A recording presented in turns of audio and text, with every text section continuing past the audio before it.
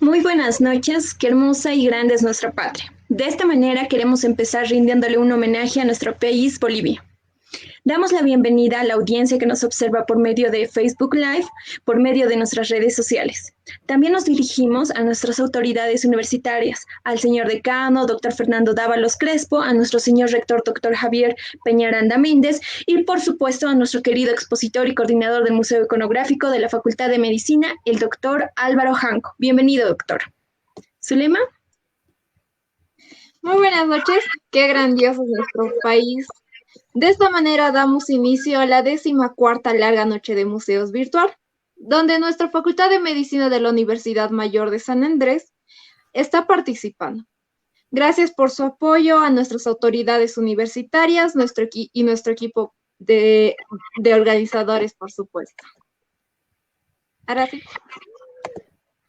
Estamos muy contentas por ser partícipes de esta quinta transmisión y queremos mandar saludos a las personas que se van conectando y van comentando en vivo. Invitarles igualmente a quedarse hasta el final de la transmisión, donde serán respondidas todas sus preguntas.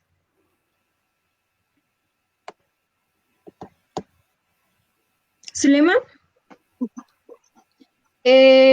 También esperemos que, yo supongo que vamos a estar esperando sus comentarios debajo durante toda la exposición para al finalizar ir viendo todas las preguntas que tienen acorde o depende de lo que el doctor vaya diciendo.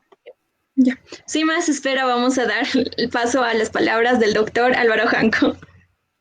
Muchas gracias, buenas noches a todas las personas que nos están siguiendo en esta transmisión del Museo Iconográfico de la Facultad de Medicina de la Universidad Mayor de San Andrés de La Paz, Bolivia, en ocasión de la participación de la 14ª larga noche de museos, donde nuestra querida facultad está participando. Muchas gracias, Arasi, gracias, Zulema. Siempre queremos agradecer a las autoridades universitarias de nuestra facultad y de nuestra universidad y a los jefes de departamento quienes han dado la autorización para realizar esta actividad de extensión universitaria. Gracias, doctor. Bueno, empecemos. Sí, doctor.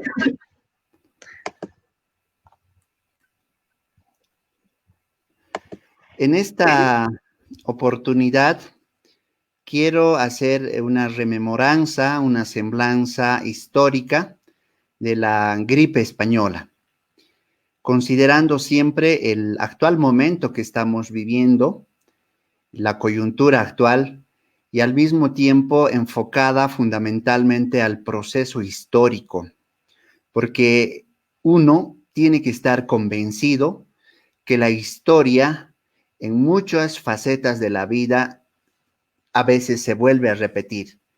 Y yo creo que el objetivo de esta noche, de esta charla, lo voy a llamar así, va a ser el de que permita a todas las personas que nos están observando el aspecto de la reflexión, porque también en una parte de la historia nos permite conocer los errores que en algún momento esas personas habrían cometido, y la misma historia nos permite a nosotros no volver a cometer esos mismos errores.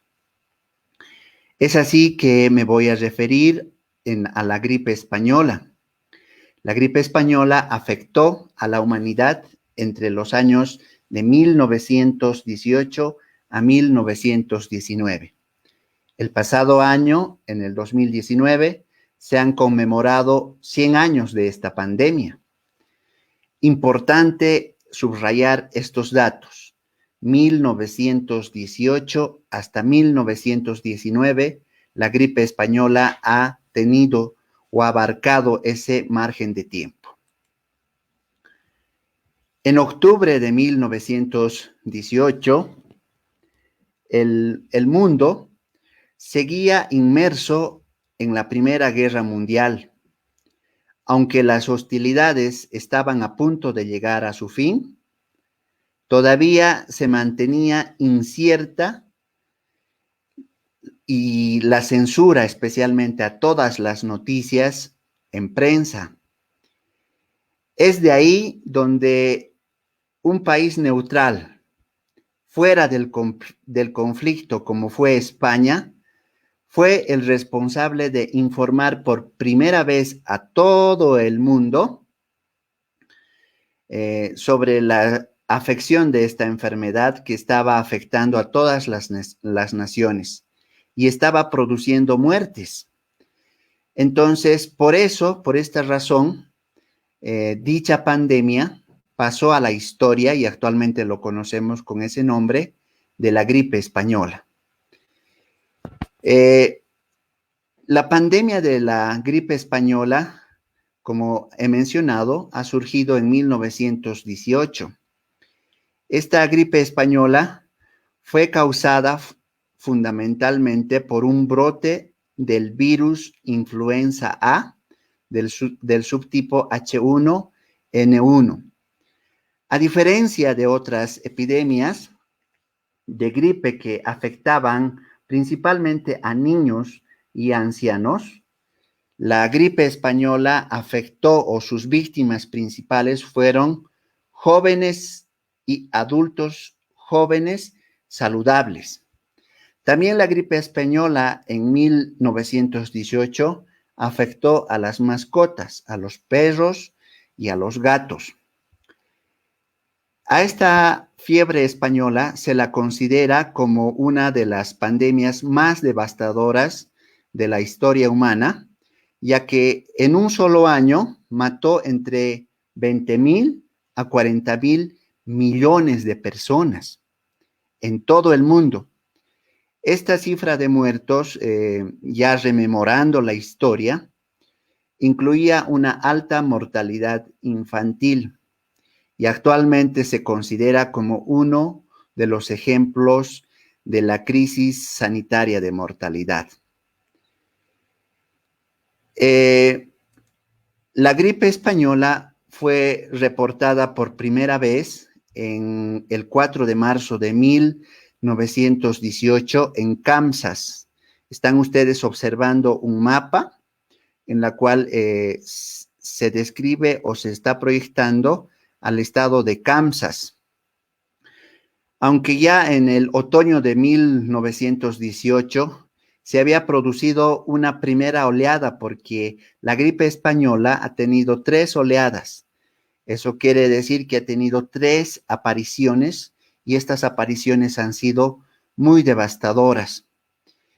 En la primera oleada, la gripe española afectó a 14 campamentos militares y tradicionalmente se ha localizado al paciente cero en este estado de Kansas, concretamente en el condado de Emporia, en abril de 1918.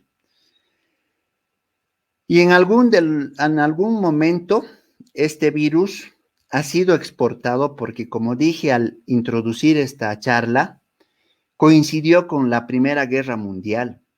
Entonces, habían soldados estadounidenses que estaban dirigiéndose fundamentalmente a Europa y se considera que ellos habrían sido los que han transmitido y han diseminado a esta enfermedad que posteriormente se convirtió en una pandemia.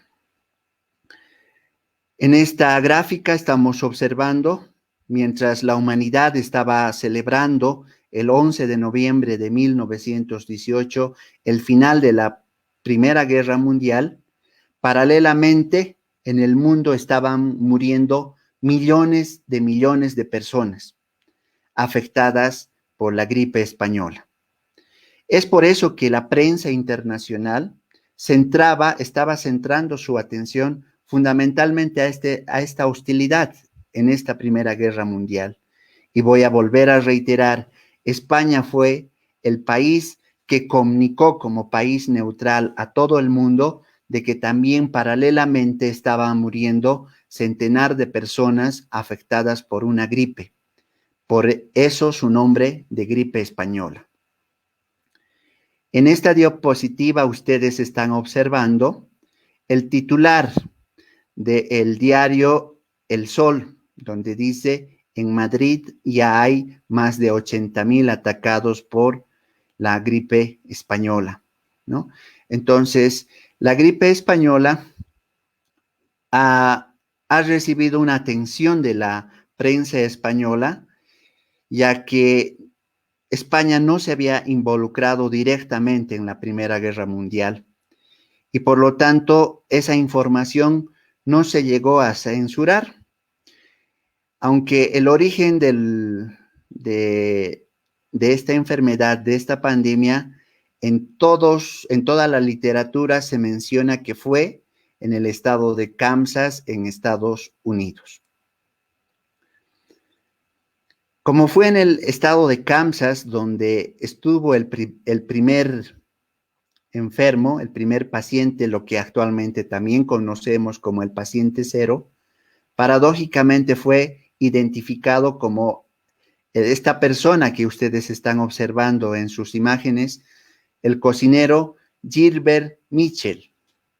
Se considera a él porque este personaje era el cocinero de todo el ejército de los Estados Unidos. Era como el jefe de los estados de los que emprendían la cocina en ese momento de los campamentos militares. Y se lo considera a él porque ya posteriormente a su desaparición o a su muerte, se lo había identificado como a persona que había sido el primer contacto y el que había diseminado la enfermedad. En este cuadro he querido realizar una comparación. Acá ustedes están observando que en 1918 a 1919, la gripe española llegó a afectar a entre 20 a 40 millones de personas, ¿no? Esto es un dato que ha sido publicado en esta revista científica y también se encuentra en los abares de la historia de la medicina. Al mismo tiempo, hacemos una comparación a lo que actualmente estamos viviendo con la epidemia del COVID-19, del coronavirus. Hasta el día de ayer, hasta el día 21 de mayo, en el mundo han sido afectados 103,981,000 personas que han sido afectadas con esta enfermedad. Entonces, la humanidad ha tenido estas pandemias que han surgido en un determinado momento y ello mismo ha permitido que la humanidad experimente un cierto grado de progreso, pero al mismo tiempo de retroceso. Se dice que la gripe española era tan devastadora ya que no existían lugares donde albergar a los pacientes. Se tuvieron que instalar, realizar y adecuar espacios para la atención de estos pacientes. Por ejemplo, aquí estamos observando un hospital de campaña donde está totalmente abarrotado de pacientes, porque no había lugar ni espacio para poder brindar la atención primaria de la salud. Se ha consultado diferente tipo de literatura, existían lo que conocemos como los barbijos, que habían en esta forma, las pacientes y los pacientes utilizaban juntamente con los niños, porque era una de las pandemias que ha afectado de gran manera a la humanidad y ha tenido una alta mortalidad. En esta imagen observamos cómo ha repercutido la mortalidad en 3 países, en Nueva York, en París, en Inglaterra y en Alemania, en Berlín. Entonces, se considera a esta pandemia por efectos mismos del procedimiento de la enfermedad como una de las enfermedades que ha afectado grandemente a la humanidad. Y ello mismo nos deberá permitir a nosotros actualmente reflexionar, porque como dije al principio de esta charla, la historia nos permite no volver a cometer errores que hayan cometido nuestros congéneres en su tiempo. A la gripe española se sacó un boletín donde se mostraba cuán letal era, porque esta enfermedad afectó fundamentalmente a lo que actualmente conocemos como la edad productiva. Afectó a los jóvenes y a los jóvenes mayores en la edad productiva, es decir, desde los 20 años hasta los 40 años. Y en este boletín se muestra eso, ¿no? Aquí estamos observando cómo trasladaban a los pacientes porque no había lugar, no había espacio por la afectación y por la presentación de estos pacientes que surgieron en grandes cantidades. Por eso mismo esta pandemia de la gripe española hasta nuestro momento es considerada como una de las pandemias más devastadoras de la historia de la humanidad.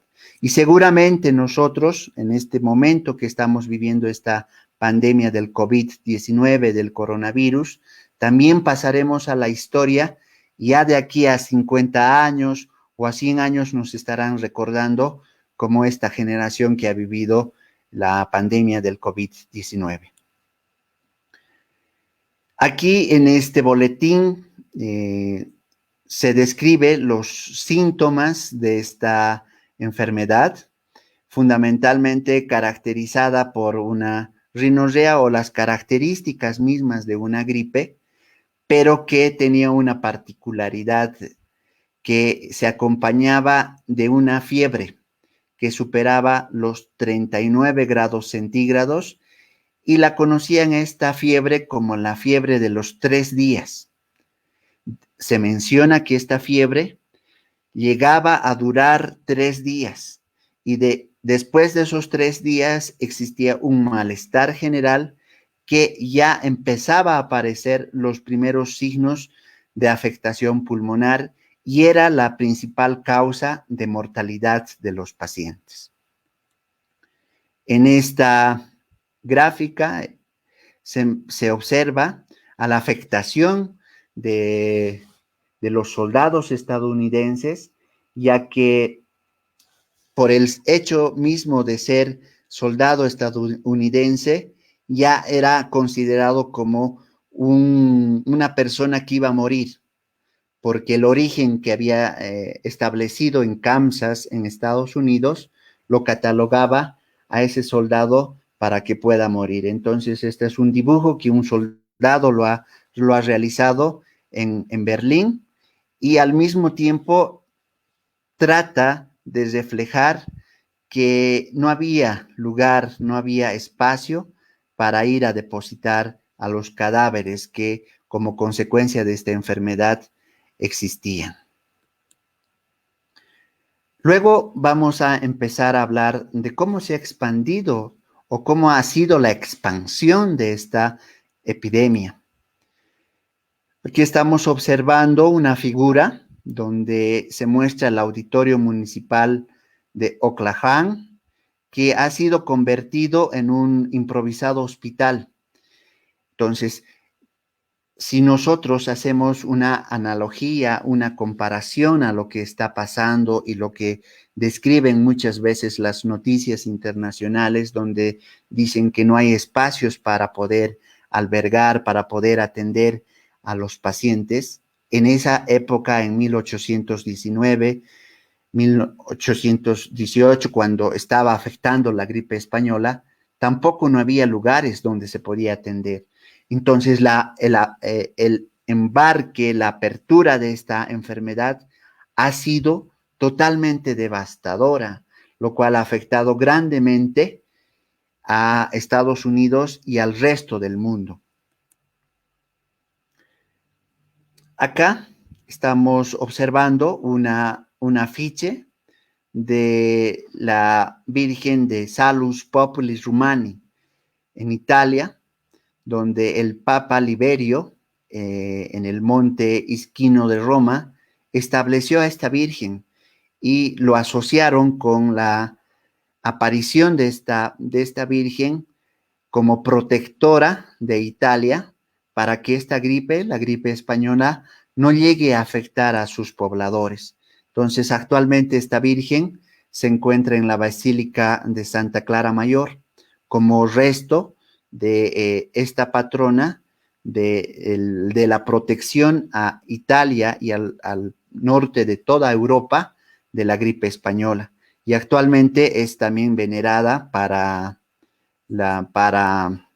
combatir, podríamos decir, o como un elemento de protección del COVID-19.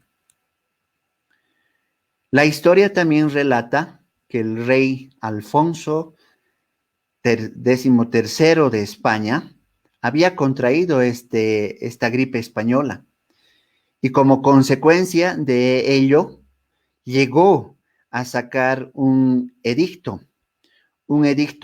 en la cual instruía a todo el pueblo español, al pueblo del reinado de su majestad, el rey Alfonso XIII de España, a cuidarse de esta enfermedad. Y por eso en este momento me voy a permitir leer el edicto de su majestad, el rey. Habiéndose cometido por algunos pueblos la imprudencia, a pesar de lo dispuesto por este gobierno civil, en circular inserta en el boletín del 25 mes último de celebrar las fiestas de la localidad y dando con ello a que se haya difundido rapidísimamente la epidemia entre el vecindario, creando con ello situaciones angustiosas para dichos pueblos, vuelvo a reiterar a los que todavía no están convencidos del grave peligro que esto encierra, que se abstengan terminantemente de celebrar dichas fiestas o reuniones.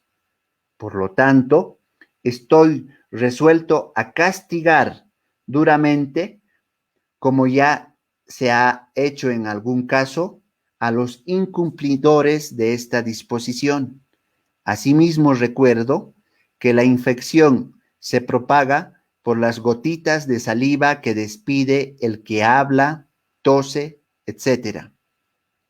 A nuestro lado, al ser respiradas por los que les rodean, que se abstengan en consecuencia de permanecer en locales cerrados, mal ventilados, donde se reúne mucha gente, como tabernas, cafés, etc. Que se extreme la limpieza de las casas, que se tengan abiertas todo el día las ventanas de los dormitorios y se ventilen con frecuencia los locales donde permanezcan durante el día. Estar en el campo el mayor tiempo posible, porque el aire libre, el agua, la luz, son los mejores desinfectantes en esta ocasión. Tener mucha limpieza de la boca y de una palabra, seguir los consejos del médico y desoír a los ignorantes que se os invitan a beber alcohol o consumir tabaco, como remedios preventivos y nocivos que nunca más. Burgos, del 4 de octubre de 1918. Entonces, este es el edicto de Su Majestad el Rey, Alfonso XIII, había sacado como consecuencia de la aparición ya en toda España de la gripe española. Entonces, la afectación, y yo siempre quiero hacer énfasis en esto, porque había mencionado que la historia nos permite saber qué es lo que había pasado en un determinado momento de tiempo, y al mismo tiempo nos permite esa misma historia no volver a cometer algunos errores.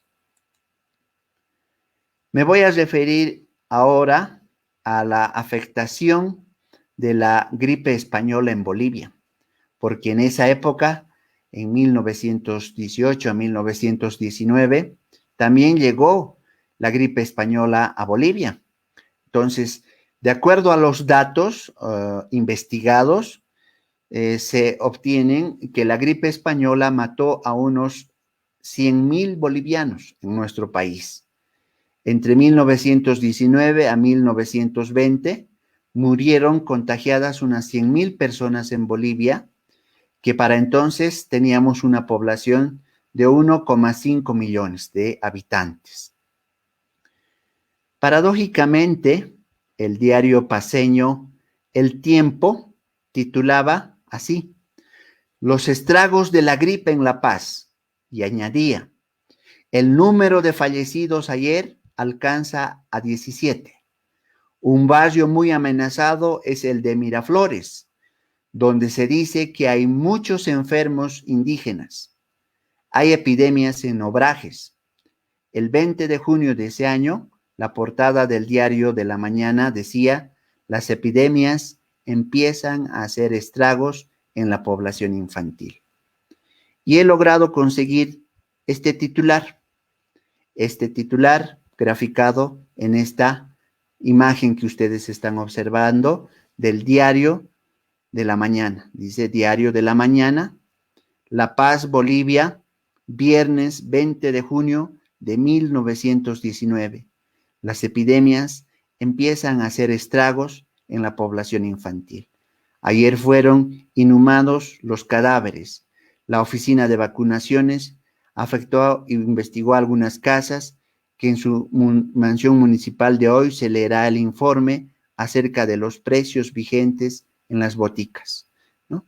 Entonces, la gripe española también llegó a nuestro país, causó 100,000 fallecidos y afectó de gran manera a las zonas de Obrajes y Miraflores. He querido realizar esta rememoranza histórica de la fiebre o de la gripe española, fundamentalmente con el objetivo, como lo había mencionado al introducir este tema, de que nos permita reflexionar acerca de los errores que posiblemente hayan cometido en el pasado y que actualmente no podríamos o no deberíamos volverlos a cometer. Y esa es la riqueza de la historia de la medicina. Por eso es que en la Facultad de Medicina, en la UMSA, en La Paz, decimos que un estudiante de medicina tiene que tener una apertura de visión, una apertura de pensamiento. ¿Por qué? Porque la historia misma nos va a reflejar los momentos en los cuales podamos y tengamos que analizar estos eventos para que posteriormente no los volvamos a repetir y no estemos arrepentidos de los errores que hayamos cometido. Estoy seguro que estos momentos que estamos viviendo, este tiempo que estamos viviendo, lo van a rememorar también de aquí a 50 años, de aquí a 100 años, cuando ya no existamos, y nos dirán, ha sido una generación que ha afrontado adecuadamente esa enfermedad que les ha tocado vivir, o ha sido una generación muy irresponsable que, teniendo el conocimiento, no ha podido responder a su momento y a su tiempo. Yo agradezco la atención que me han prestado, les agradezco. Con esto finalizo esta rememoranza histórica de la gripe española.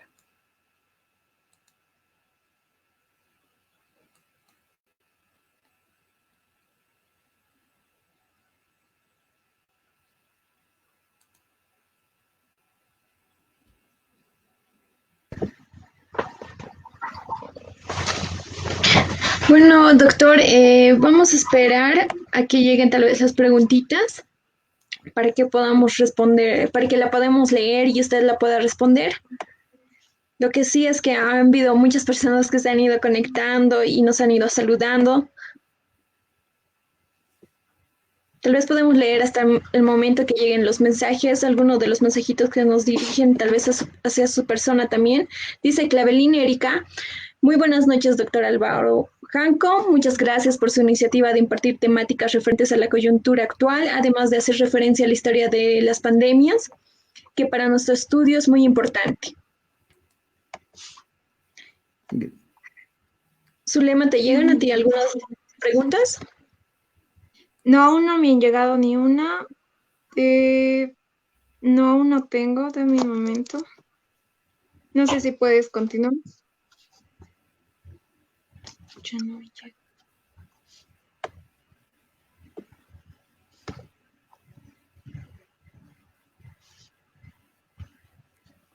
Pero de todas formas, mientras esperamos las preguntitas que nos lleguen, analizando la exposición del doctor, creo que es muy importante, como usted decía, que la historia nos ayuda a no cometer los mismos errores, ya que también hemos visto en esta epidemia que nuevamente Estados Unidos ha sido azotado por la cantidad de fallecidos que ha tenido y nuevamente se está repitiendo esa historia, además de la improvisación de los hospitales, ya que la elevada cantidad de pacientes que llegan a tener, eso provoca el colapso de estos mismos hospitales, y eso que obliga a los mismos hospitales o a los mismos gobiernos a instalar lugares donde puedan atender a los pacientes y tengan las condiciones. Por otra parte, también tenemos el contagio del rey Alfonso, si no me equivoco. Alfonso III. Alfonso III, el cual de la misma manera se había contagiado. Aquí también en la actualidad tenemos autoridades que se han contagiado y también puedo realzar esa norma que ha sacado, el edicto que ha sacado, donde prohibía que las personas, existe el conglomerado de personas. De la misma manera, les decía que realicen la limpieza de sus hogares, que estén en los pueblos para evitar el contagio. Y así, creo que es muy importante para estudiantes de medicina como nosotros saber sobre la historia, ya que esos también nos van a ayudar a sobrellevar situaciones como las que estamos pasando en este momento. Fundamentalmente, tal vez referirnos al aspecto de la mutación, porque los virus van mutando y al mutar aumentan su capacidad virulenta.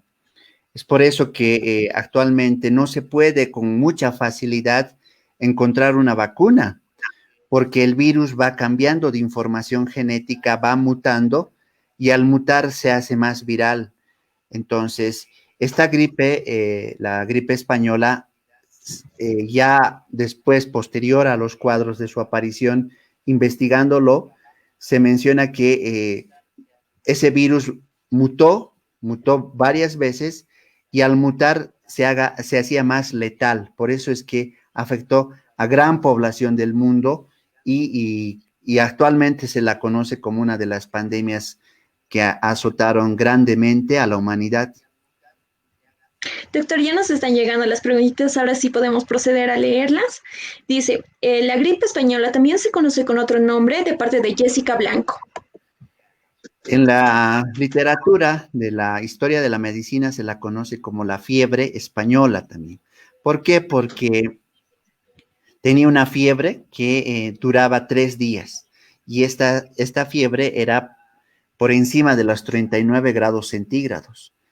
Y al finalizar los 3 días tenía una afectación fundamentalmente pulmonar y era una de las causas importantes para que las personas mueran, fallezcan con una causa de una neumonía. La siguiente pregunta, ¿quieres leerlo, Zulema, por favor? Así es. Nos ha llegado una pregunta de Vania Silva, que dice, ¿qué medidas de bioseguridad existían en esa época o cuáles se empezaron a implementar desde entonces? Como hemos observado en las diapositivas que hemos visto, existían ya los barbijos que conocemos y en algunos otros lugares lo conocen como el tapabocas. ¿Por qué? Porque los virus, porque la fiebre o la gripe española era H1N1 y la principal vía de contagio son las vías aéreas. Entonces, desde esa época se empieza a tener estos cuidados, fundamentalmente con el uso de los barbijos que conocemos en nuestro medio o en otros países como el tapabocas. Gracias, doctor. La siguiente pregunta. Dice, si este virus afectaba principalmente a niños y ancianos, ¿por qué fueron afectados también jóvenes y adultos saludables? Como había mencionado, por la carga viral. La carga viral es potente y llegó a afectar a este importante grupo etario de los jóvenes y adultos saludables. Se menciona en la literatura de la historia de la medicina que en París utilizaban el tranvía. El tranvía era una especie de un tren donde subían y que las personas sin ningún signo aparente se desplomaban y caían muertos, ¿no? Entonces, es importante asociar estas dos ideas de la carga viral. La carga viral, cuando tiene una carga viral muy potente, puede afectar a jóvenes o adultos saludables, como lo que está pasando en nuestro país. Ya, Zulema. doctor. Aquí tenemos otra pregunta de Araceli Calle, donde dice, ¿existe alguna posibilidad de reaparición de la gripe española?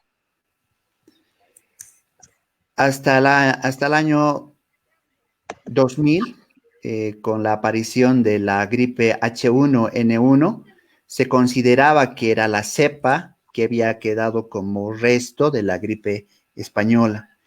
Pero a causa de ello ya existe una inmunidad en el ambiente global y se considera fundamentalmente esa idea de la mutación que existe a nivel de los virus y al mismo tiempo la asociación con la información genética de ese virus. Entonces, yo podría decir que ya no vamos a poder tener esa pandemia, sino vamos a tener otras como producto de la mutación.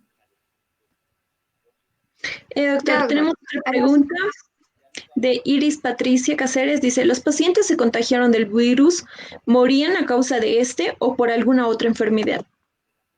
La principal causa de mortalidad era que como consecuencia de la gripe producía un daño a nivel pulmonar y unas neumonías, lo cual modificaba el ciclo respiratorio y la principal causa de mortalidad era las neumonías por Haemophilus influenzae. Ya, doctor. Aquí tenemos otra pregunta de Fernando Cris.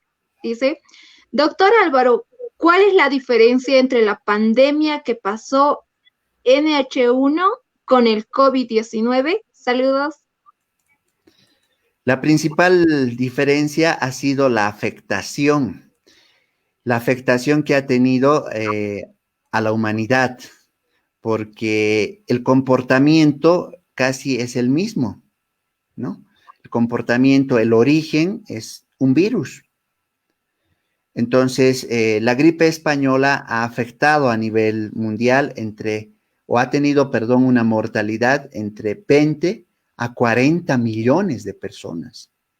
Entonces, por eso es que hasta nuestros tiempos se la considera como una de las pandemias que ha azotado grandemente a la humanidad por la mortalidad, porque la gente ha muerto en esa cantidad de 20 a 40 millones de personas.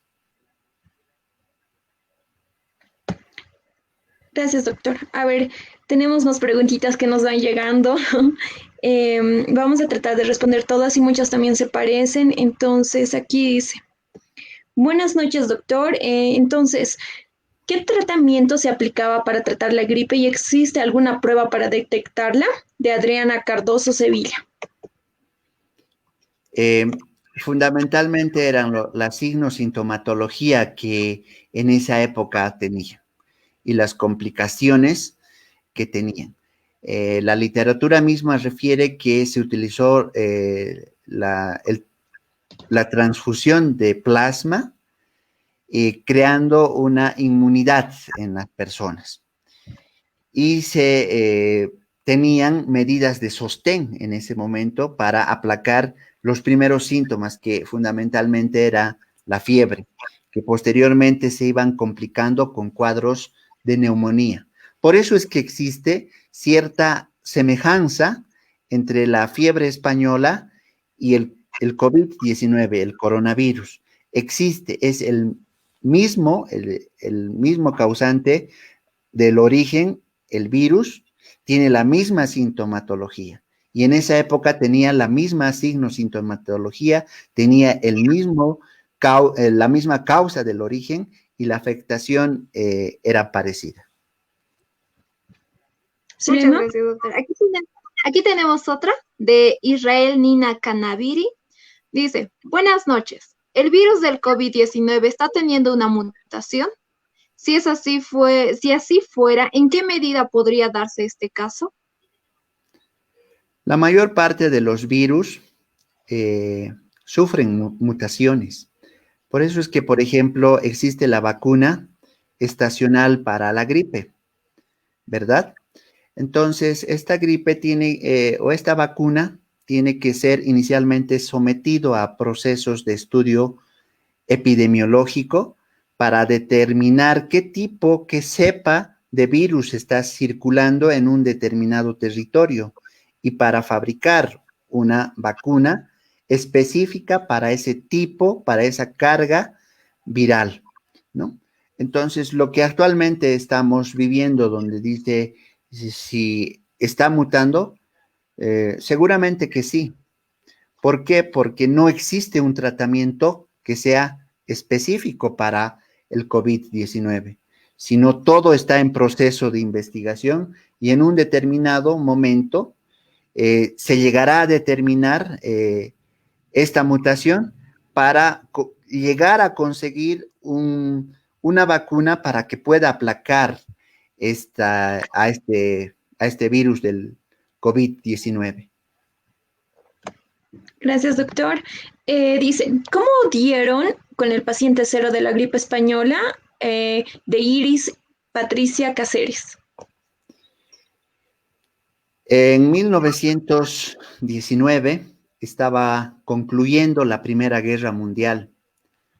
Entonces, todos los países, a excepción de España, estaban concentrados en esta contienda bélica.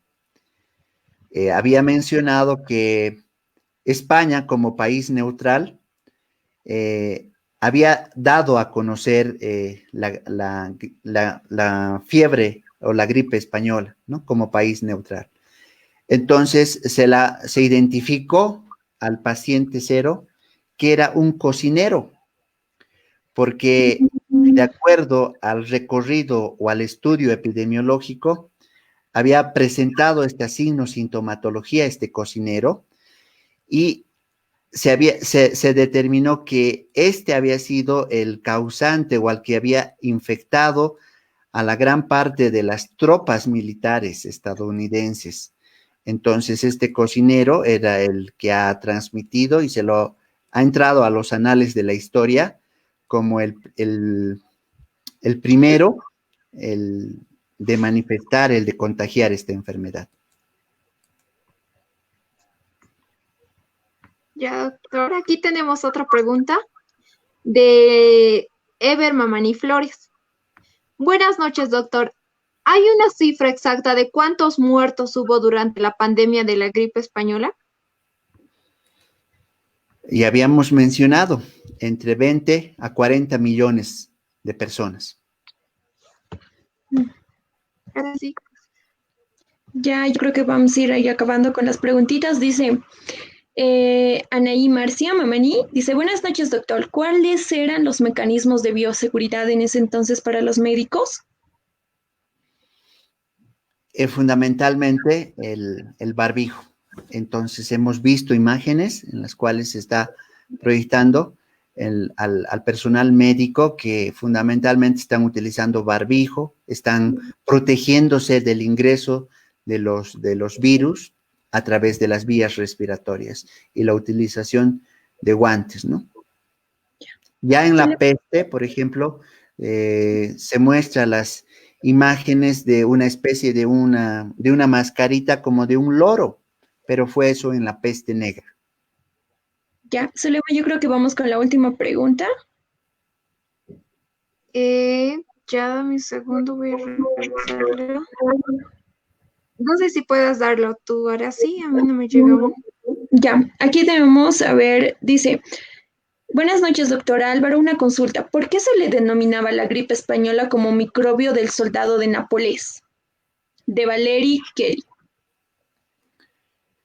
Hemos visto en una de las imágenes una gráfica de un soldado que estaba tirado como una calaverita. Entonces, en Nápoles, en Italia, no había lugar, no había espacio para poder enterrar a los cadáveres. Entonces, ese es también el segundo nombre que tiene esta pandemia de la gripe española. Gracias, doctor.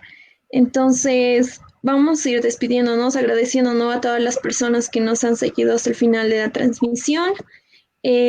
Muchas gracias a todas las instituciones que nos brindan su apoyo, compartiendo la transmisión también, como la Universidad Mayor de San Andrés o la Facultad de Medicina, también a la página oficial de la Larga Noche de Museos. Agradecer a todas estas instituciones a lo largo de estos días que también han ido compartiendo nuestra publicación y nuestra transmisión en vivo. Y agradecerle a usted, doctor, por tan poniente exposición, explicación respecto a ese tema tan interesante. ¿Zulema? Nuevamente, de la misma manera, agradecer a todas las personas que están siguiendo esta transmisión y para finalizar, agradecer al equipo de universitarios que está colaborando con este proyecto de transmisión, como es mi persona, luego a Arasi Mamani. También tenemos a Paola Pérez Estrada, Nicola Alejandra Córdoba, David Ángel Sáenz Ortega, Cristian Joel Plata Fernández, Carlos Johnny Peñalosa y por último Rodolfo Efraín Callahueta.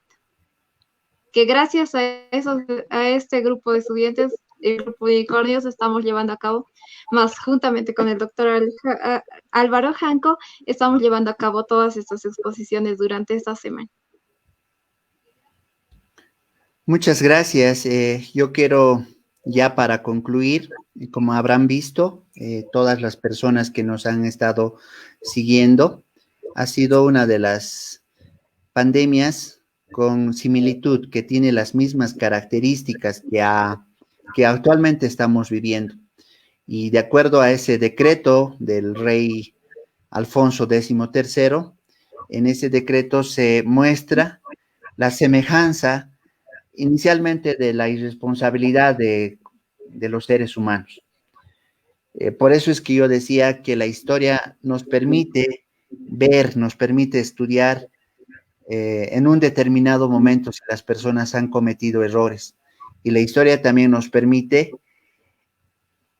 y mostrar que no volvamos nosotros a cometer esos mismos errores. Ahí radica la importancia del estudio de la historia de la medicina.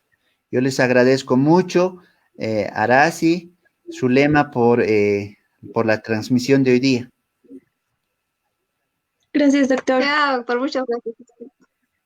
Tal vez para despedirnos una pequeña frase también que es, hoy por la noche he buscado y dice, es un enorme error pensar que en el gran cambio tiene que venir desde los partidos políticos. No, tiene que venir desde cada uno. Los seres humanos tenemos que aprender a respetarnos a nosotros mismos y después respetar a los demás. No sé quién dijo primero que tenemos que aprender a tolerar, pero qué mejor que eso es aprender a respetar al otro, de Mercedes Sosa. Creo que ya terminando la transmisión y el ciclo de conferencias en estos días, es importante recalcar a la población, ¿no? Que se mantenga en su casa, que de verdad una forma de respeto, la mejor forma de respeto para demostrarle a los demás, a nuestra familia, a nuestros seres, a los trabajadores que están allá afuera, es ser responsables con nuestra salud, con la salud de los demás y también con la forma en la cual estamos llevando esta cuarentena, respetando las normas y la verdad es que cuidándonos bien de la forma adecuada. Es así, es así. Entonces, agradecemos a todas las personas que han seguido esta transmisión. Gracias, doctor. Entonces nos despedimos. Gracias a todos por seguirnos hasta el final. Hasta luego. Hasta luego. Así finalizamos lo que es las exposiciones de la Semana de Noche de Museos. Hasta luego, doctor. Hasta luego. Gracias. Hasta luego a todas las personas que aún están conectadas.